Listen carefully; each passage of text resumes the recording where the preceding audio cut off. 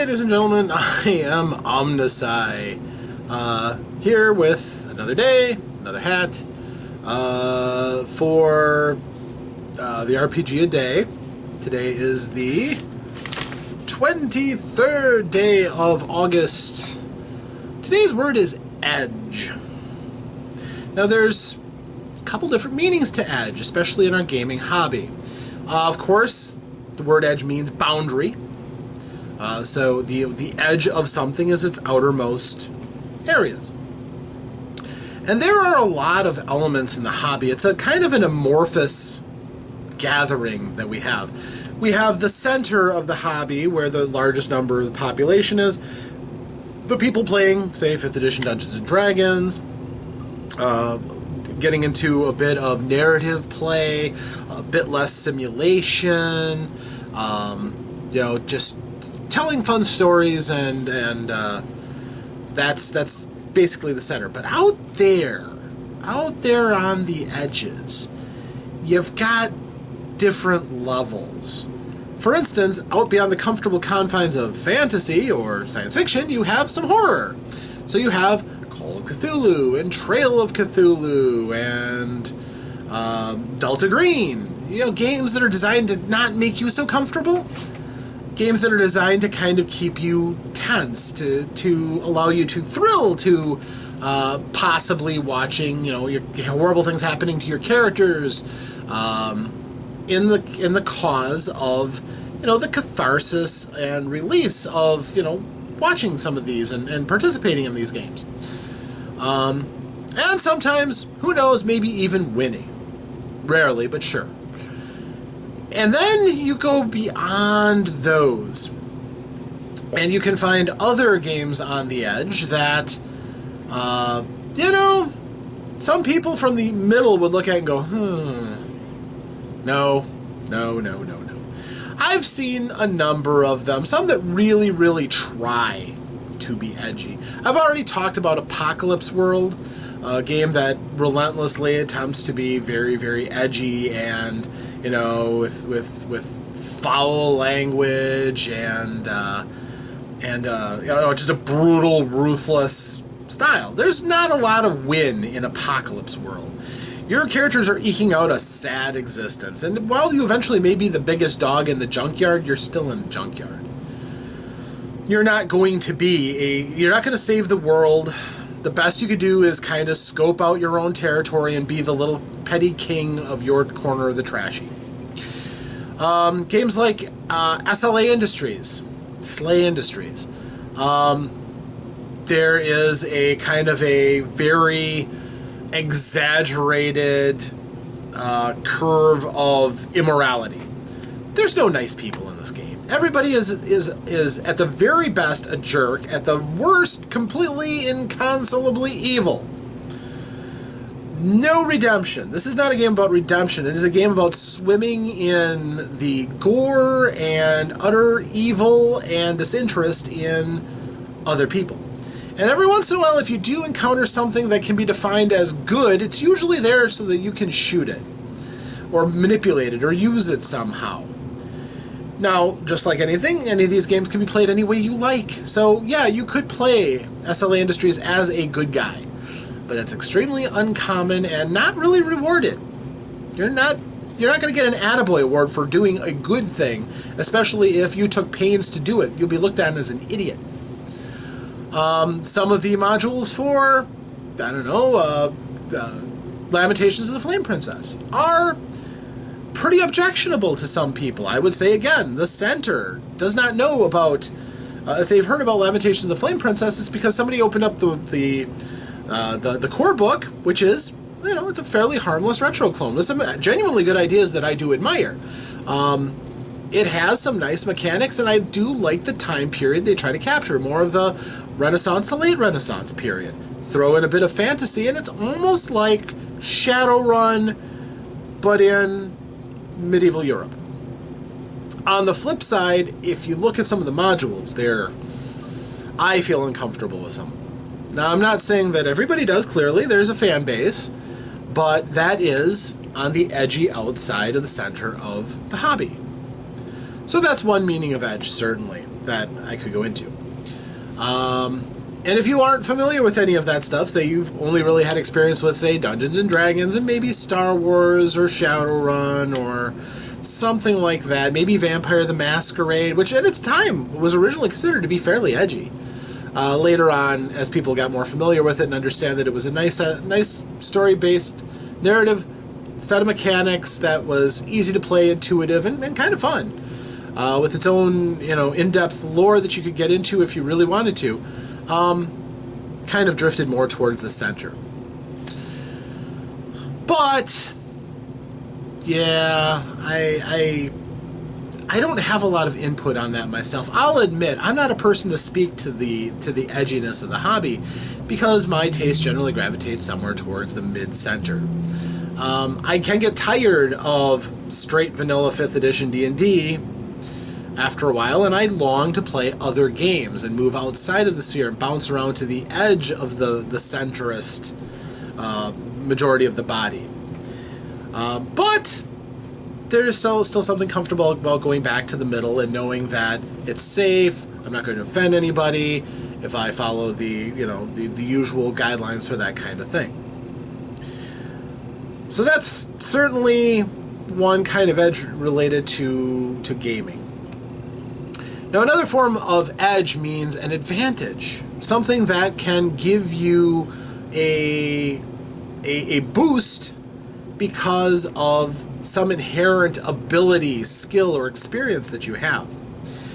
And in my game, there are edges at one level of the game filter. If you choose to use edges, basically it's a reward for having higher levels of skill. And you can buy those once you unlock a die value that is scalable with the different edges. For instance, if you are a daggersmith, and you are a particularly good daggersmith, you will have a couple of edges that will help you when you are fighting with a dagger. Some of them may be fairly specialized. For instance, there's one called Get Inside the Guard. And that basically means you're going to take your dagger and take advantage of the short range of it, and your standard tactic when fighting somebody with a longer range weapon, which is almost all of them, is to get inside of their arms. You do your best work right up close and personal, so if your opponent can't swing comfortably to hit you, you want to be right around their body. And then you can quickly thrust. Stab, thrust. The advantage is all yours. And when you have that advantage, it gives them a penalty to strike you because you are in your ideal place and not theirs. And that advantage only gets bigger if they have a longer weapon, like a staff or a polearm. So, edges, I think, are useful for basically diversifying various skills so that somebody with a D8 level in skill can be different from somebody else who has a D8 level in skill. Now, this isn't a unique idea by any stretch of the imagination. It's equal parts advantages from GURPS, although those kind of exist more in a vacuum. They don't require you to have aptitudes that, in many cases, that unlock certain edges. Or feats for Dungeons & Dragons, 5th edition and 3rd edition. Many of them are scalable and are built on certain requirements that you have to get, but yeah, similar ideas. I find it's a worthy system because it can exist outside of the regular mechanics of a game, but can give you some concrete bonuses and inspire you to play in a certain way. To give your character a personality that you can be kind of counted on to play and feel like you are in character. So, for instance, that character with the dagger, despite the fact somebody might hand him an honest longsword, that character might look at the longsword and say, nope, I'm deadlier with this. And somebody might scoff at that, and then the dirksmith might actually have to prove that they are deadlier with their dagger than that person is with their longsword. But with the right edges, that can totally be true. There's another one that allows you to wound a person greater with a fewer advantage, the amount that you succeed at the other person's resistance. So, for instance, if you have Dirksman ship at D8. That's when this ability unlocks. It's changed its names a couple of times, but it's right now it's called Unerring Accuracy. And basically what it means is that for every 2 points that you beat the other person by, you inflict 1 wound. So you take away a die from their dice pool, or you drop off 2 points of their effective combat resistance. So you can deal finishing blows much quicker.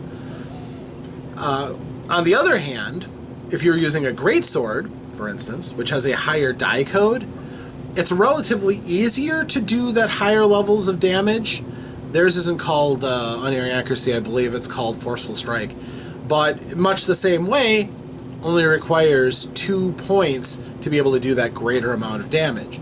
So it's really the telling advantage of a skilled knifesmith to be able to deal out mortal wounds as easily as somebody with a greatsword can.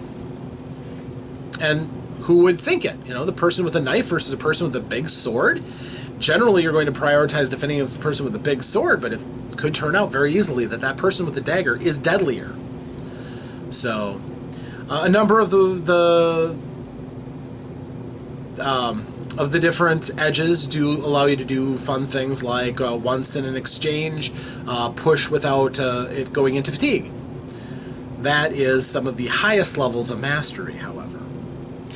And it varies too. Different aptitudes have their own edges, as well as I keep saying aptitudes, attributes. So your muscle, your agility, your brains, those all have the opportunity to have different edges, but your skills are the thing that are going into the edges more often.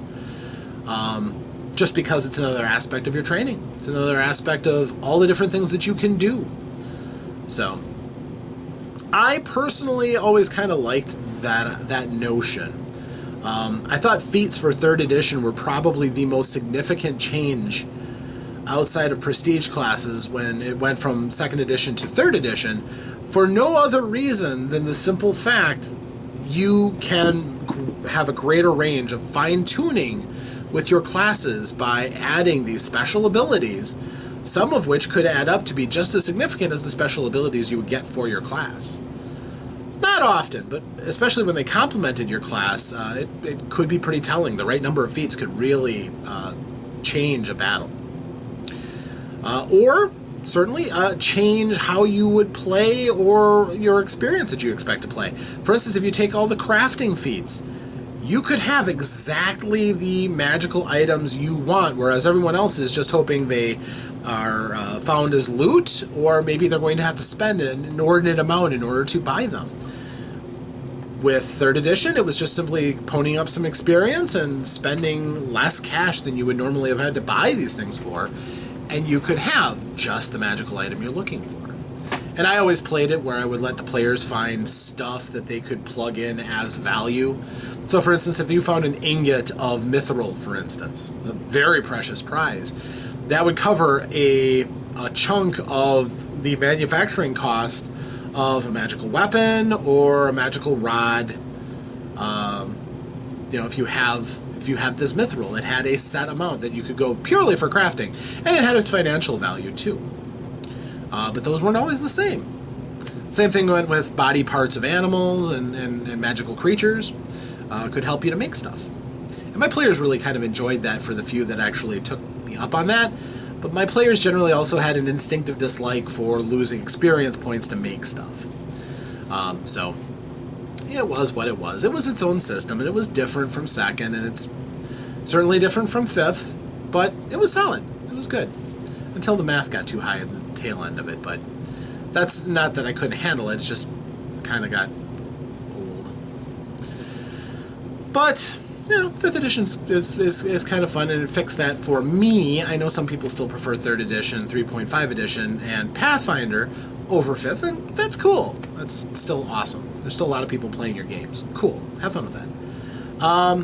So as far as edges go, the things that make you better, my purpose, again, in the game is to, in a kind of a universal way, give you the ability to come up with a neat thing that you'd like your character to do, or a nice advantage you'd like your character to have, and working it out with the game master, the story weaver, adjudicate. What is this going to be an edge off of? A skill?